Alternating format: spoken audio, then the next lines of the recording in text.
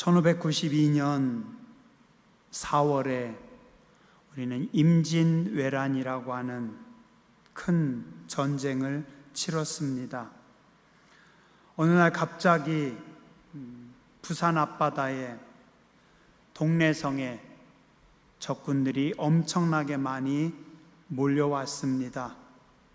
근데 맨 처음에 적군들이 몰려오는 그때 바다를 지키던 우리의 배들이, 해군들이 깜짝 놀랍니다. 싸움을 해보지 않았고 전쟁을 겪어보지 않았던 그들은 수많은 적의 배들을 보고 놀라서 스스로 무너져 버리고 말았습니다. 경상좌수사 박홍, 적들이 오기도 전에 먼저 우리의 배를 다 태워버리고 도망갑니다. 경상우수사 원균 역시 80여 척의 배들을 다 불태워버리고 그냥 3척의 배를 타고 급하게 도망갑니다. 남해현령 기옥은 창고를 불태우고 주랭랑 쳐버립니다. 양산을 지키고 있던 밀양부사 박진 창고와 병기를 불태우고 도망갑니다. 최전선에서 부딪히는 해군들, 그 다음에 왜군이 올라올 때 맨 처음에 지키던 육군들 전부 다 배를 태우고 성을 태우고 창고를 태우고 다 도망가 버립니다. 그 이유가 뭐예요? 공포입니다. 공포. 몰려오는 적들을 보면서 싸우기도 전에 공포에 질려서 그들은 스스로 무너지고 스스로 버리고 도망갑니다. 나중에 원균 앞에 옥포만호 이울룡이 거세게 항의를 합니다. 나라의 중책을 맡은 사람이 당신이 지키고 있는 땅에서 죽어야지, 그것을 적에게 넘기고 도망가 버리면 호서, 호남, 길목이 다 뚫리고 이 나라가 무너지지 않겠습니까? 지금이라도 배를 정비하고 우리 힘만으로 안 되면 전라도 좌수영, 우수영과 힘을 합해서 다시 바다를 지켜야 하지 않겠습니까? 그 책망을 듣고 원균이 전라 좌수사 이순신 장군에게 서신을 보냅니다. 우리 같이 힘을 합해서 적을 막아보자. 그래서 이순신 장군도 군대를 정비해서 같이 싸우기 위해서 옵니다.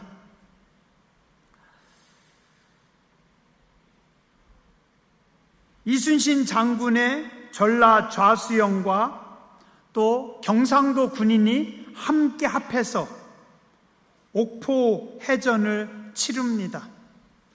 옥포 해전에 우리는 대승을 거두고 이깁니다. 근데 그때 원균은 또 어떻게 하냐면 전쟁에 싸워서 이길 생각보다는 한 명이라도 더 적의 목을 베어서 그것을 한양으로 보내서 자기의 공로를 높이려고 합니다. 적들이 쳐들어왔을 때는 보이는 많은 적을 보고 두려워 공포에 떨었고, 적들의 죽은 시신을 보고서는 그 시신을 목 베어가지고 공을 세우려고 힘쓰고, 그러나 이와는 다르게 이순신 장군과 그의 부대는 전쟁이 나도 적군이 몰려와도 함부로 두려워 떨지 않고 훈련하고 준비한 대로 차곡차곡 싸워서 승리하며 이 조선의 바다를 지킵니다. 그러나 이순신 장군이 삼도 수군 총지휘관이 되니까 그걸 본 원균이 모략을 합니다.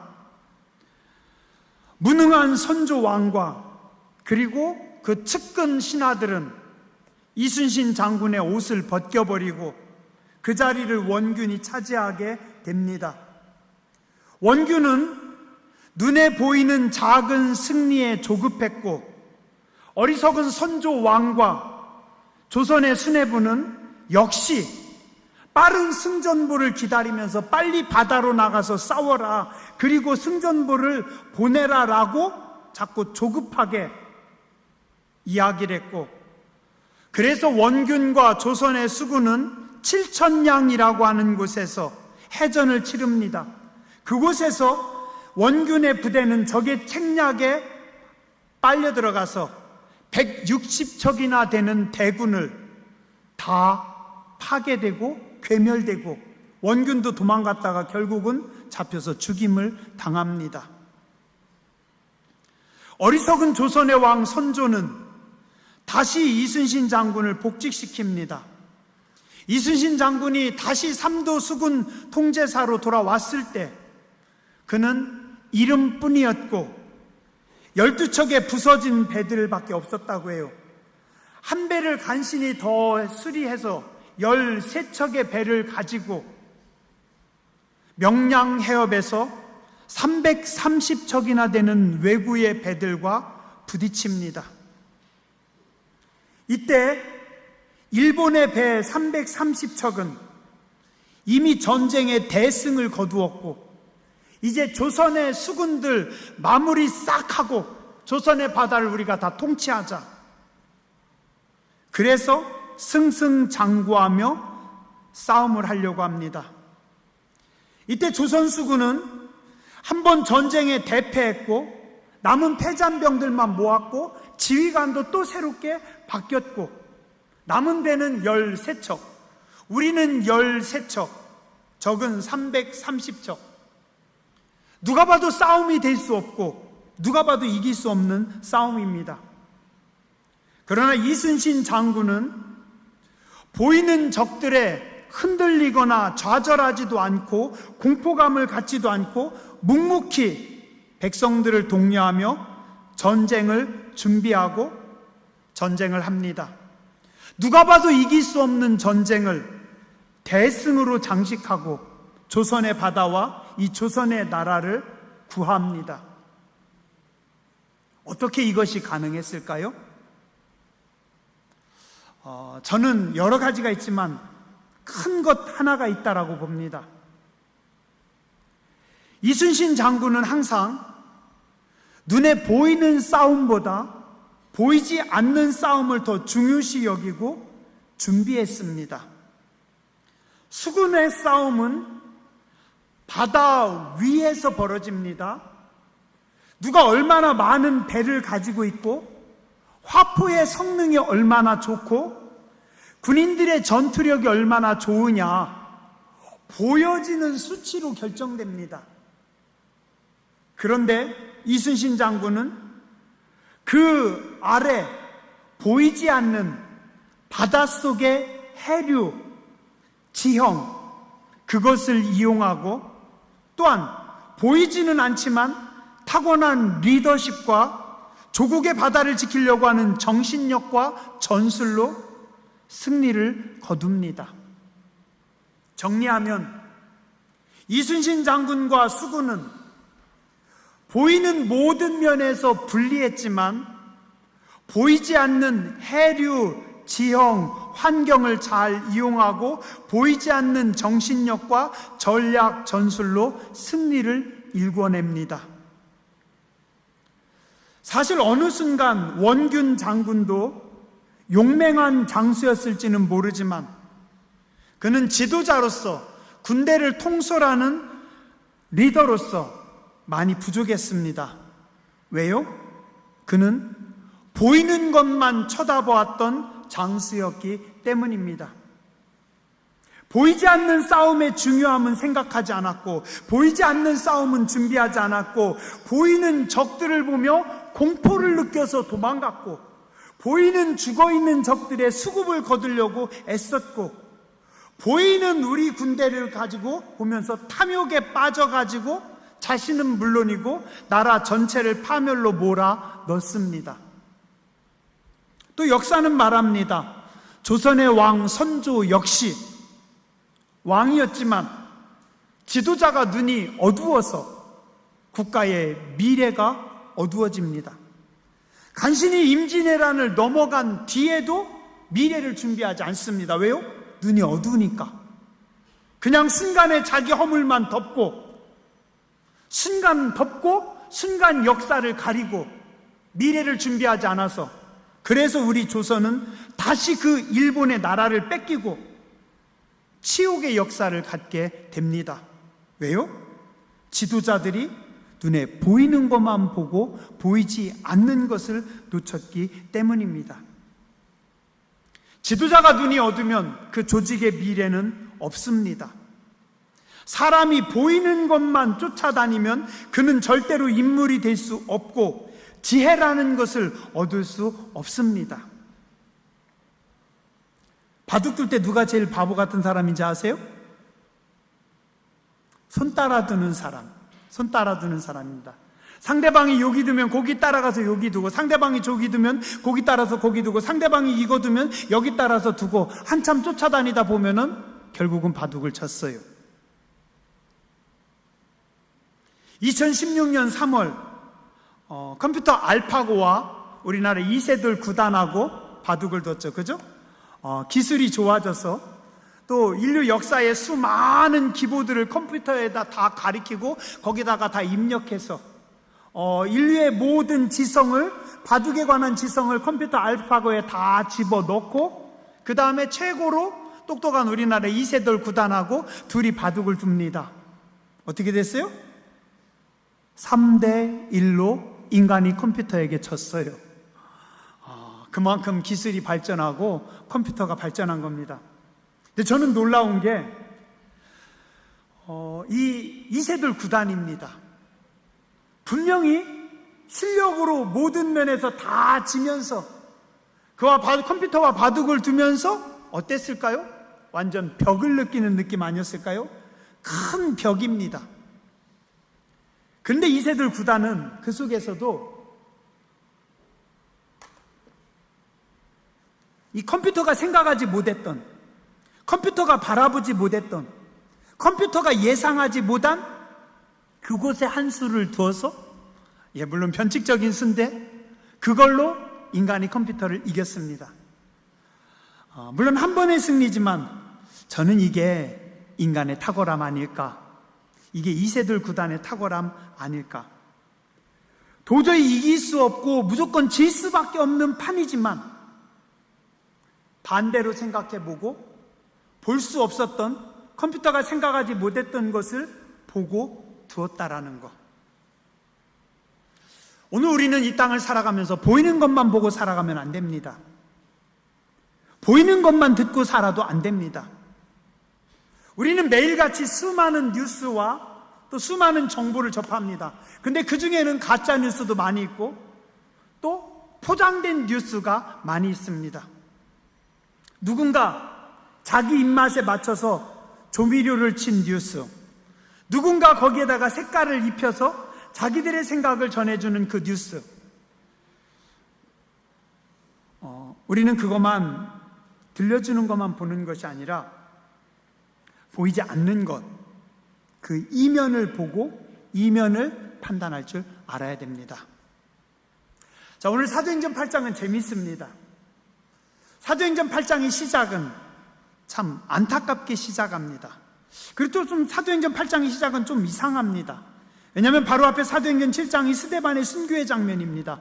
그러면 대개는 사도행전 7장에서 스데반이 죽었다, 그리고 이것을 본 사울이 그것을 옳게 여겼다라고 끝나고 사도행전 8장에서 새로운 스토리가 시작해야 됩니다. 그런데 사도행전 8장의 시작은 이렇게 시작합니다. 사울은 그가 죽임당함을 마땅히 여기더라. 이 당시 사울은 누구냐면 예수님을 알기 전에 악한 사울입니다. 그래서 예수님의 제자인, 교회의 중요한 지도자인 스데반을, 사람들을 선동해서 스데반을 앞에 놓고 돌로 쳐서 죽입니다. 악한 자가 선한 사람, 그리스도 예수의 사람, 교회의 지도자들을 돌로 쳐서 죽였어요. 그런데 그 악한 사람은 그걸 보면서도 오히려 당연히 여깁니다. 자기 손으로 사람을 죽였습니다. 자기 손으로 의인을 죽였습니다. 그런데 의인을 죽임을 당연히 여깁니다. 그러면서 시작합니다. 사울은 그의 죽임당함을 마땅히 여기더라. 틀린 것인데, 악한 것인데 그것을 당연히 여기고 악의 승리가 당연한 것으로 보여지는 안타까운 현실에서 사도행전 8장은 시작됩니다. 그리고 계속해서 이어서 1절, 2절, 3절 다 공포스러운 일들만 벌어집니다. 그 바로 뒤에 그날에 예루살렘에 있는 교회에 큰 박해가 있다. 자, 보통 박해도 아니고 큰 박해입니다. 뭘까요? 예수님을 믿는다는 이유로, 전도한다는 이유로 스데반을 잡아서 돌로 쳐서 죽였는데 똑같은 박해가 나는 겁니다. 교회 다니면, 예수 믿으면, 우리 이 권사님 주일날 예배드리러 교회 갔다고? 교회 왔다가 나가는데 이 사람들이 붙잡아서 끌고 가는 겁니다. 너 어디 갔다 왔어? 교회 갔다 왔다고? 사람들 앞에 놓고 돌로 쳐서 죽입니다. 이런 큰 박해가 벌어집니다. 잡히면 다 죽는 겁니다. 아니면 최소 죽음은 면한다 할지라도 어떻게 될지 모르는 상황입니다. 그래서 교회는 어떻게 됩니까? 사도 이외에는, 지도자들 외에는, 교회 사도들 외에는 다 유다와 사마리아 모든 땅으로 흩어졌더라. 교회를 박해하니까 예배드리는 사람들, 전도하는 사람들을 잡아서 죽이니까 사람들이 다 도망갑니다. 급하게 이곳저곳으로 다 흩어져서 도망갑니다. 근데 그들 속에 일부 경건한 사람들이 있어요. 그래도 믿음을 지키는 용감한 사람들이 있습니다. 이 용감한 사람들은 어떻게 합니까? 스데반이 우리 교회의 지도자인데, 우리 교회 장로님인데 어떻게 스데반을 그냥 놔두니? 우리는 스데반이 시신을 갖다가 스데반을 장례 치를 거다. 그래서 죽은 스데반 집사님의 시신을 갖다가 장례를 치릅니다. 그리고 그 앞에서 웁니다. 그나마 이 사람들은 의로운 사람들이죠. 용감한 사람들입니다. 그러나 그렇다고 해서 이 사람들이 사울에게 가서 따질 수도 없고, 법으로 고소할 수도 없고, 싸울 수도 없고, 교회가 할 수 있는 일은 아무것도 없어요. 일부 대다수는 도망가고 일부 남은 몇 명은 장례 치르면서 그냥 울기만 할 뿐입니다. 자, 그리고 사울은 계속해서 어떻게 해요? 사울이 3절에 교회를 잔멸할세, 교회를 아예 없애버립니다. 그리고 어떻게 하냐면 도망간 교인들의 각 집으로 찾아가서, 너 예루살렘 교회 교인이지? 너 어제 예배 드렸지? 너 교회에서 기도 드렸지? 너 어느 교회 권사지? 너 어느 교회 집사지? 찾아가서 그 사람들 다 끌어다가 어디다가? 감옥에 집어 넣었더라. 이게 오늘 사도행전 8장 1절, 2절, 3절의 사건이고, 이것을 1절에서 한마디로 뭐라고 해요? 큰 박해가 벌어졌다라고 합니다. 어떤가요? 교회의 위기입니다. 자, 그런데 사도행전을 조금만 우리가 살펴보면, 사도행전은 성령님께서 강하게 역사하신 역사들이 많이 나타납니다. 사도행전 1장에서는 예수님께서 제자들에게 너희는 예루살렘을 떠나지 말고 모여서 기도하라. 120명이 마가의 다락방에서 열심히 기도했더니 사도행전 2장에 성령님께서 강하게 임재하셔서 그곳에서 기적이 나타나고 성령의 능력을 체험한 사람들이 나가서 복음을 전합니다. 사도행전 3장에 보니 베드로와 요한이 성전 입구에서 안진뱅이를 일으키고 여러 가지 기적을 일으킵니다. 근데 그리고 사도행전 4장에서는 담대하게 복음을 증거하고, 사도행전 5장에서 아나니아와 삽비라가 죽음을 당하고 사도들이 감옥에 갇히고 고난당하고, 그러나 교회는 부흥해서 성도들은 늘어가고 교회 7명의 지도자들 7집사를 세웠고, 그 7집사 중에 한 명인 스데반이 사도행전 7장에 설교하고 복음을 전합니다. 그랬더니 사도 바울이 그 스데반을 잡아서 죽이고 오늘 교회를 핍박합니다. 자, 그럼 어떻게 될까요? 큰 박해가 있으니, 믿는 사람들이 도망가니, 믿는 사람들이 감옥에 갇히니, 믿는 사람들이 죽으니, 이제 교회는 무너지고 다 끝났습니까? 그렇게 보이죠. 그죠? 그러나 이 속에 믿음 있는 사람들, 큰 박해와 핍박 속에서도 그들은 움직입니다. 4절, 5절, 6절입니다. 그 흩어진 사람들이 두루 다니며 복음의 말씀을 전할세. 아니, 죽음을 피해서 도망가던 사람들이 도망가서 숨어야 되는데, 도망가다가 그들이 정신을 차립니다. 도망가던 그들이 자기들끼리 모여서 기도합니다. 그리고 또 어떻게 해요? 도망가서 그곳에서 또 전도합니다. 안디옥에서, 사마리아에서, 또 저 밑에 이집트에서 오히려 도망간 사람들이 그곳에 고난에 굴복하지 않고 오히려 복음의 말씀을 전합니다. 5절에 보니 빌립이 사마리아 성에 내려가 그리스도를 백성에게 전파하니, 빌립도 역시 사마리아 성으로 가서 예수님을 또 전합니다. 6절에 무리가 빌립의 말도 듣고 행하는 표적도 보고 한 마음으로 그가 하는 말을 따랐더라. 자, 보시죠. 교회에 큰 박해가 있었어요. 대다수 사람들이 도망갑니다. 쫓겨납니다. 대다수 사람들이 공포에 떱니다. 근데 믿음 있는 사람들은 도망가면서도 복음을 전합니다. 쫓겨가면서도 거기서 복음을 전합니다. 뭐예요? 이게 믿음 있는 사람, 하나님의 사람들의 삶입니다. 대다수 보통 사람들은 박해가 있으면, 어려움이 있으면, 문제가 있으면 포기합니다. 주저앉습니다. 넘어집니다.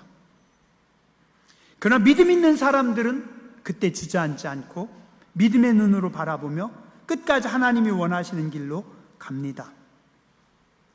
제가 지난주에 그런 일이 있었어요. 집안에서 어떤 분이 편찮으셔서 이제 가족 톡에 이렇게 글들을 서로 주고받아요. 이것도 안 좋고, 이것도 안 좋고, 이것도 안 좋고, 이것도 안 좋아요. 거기다가 누군가 대답을 합니다. 어떻게 이렇게 안 좋은 일만 계속 생기는지 모르겠네요. 걱정입니다. 근데 그 글을 보는 순간 저한테 그런 마음이 들더라고요. 믿음의 사람인데, 기도로 살아왔는데, 오늘까지도 말씀으로 살아왔는데, 이게 기도하라고 하는 하나님 뜻 아닐까? 그래서 거기다 그렇게 썼어요. 기도하라고 하는 하나님 뜻 아닐까요? 아무도 대답을 안 하더라고요. 그러거나 말거나.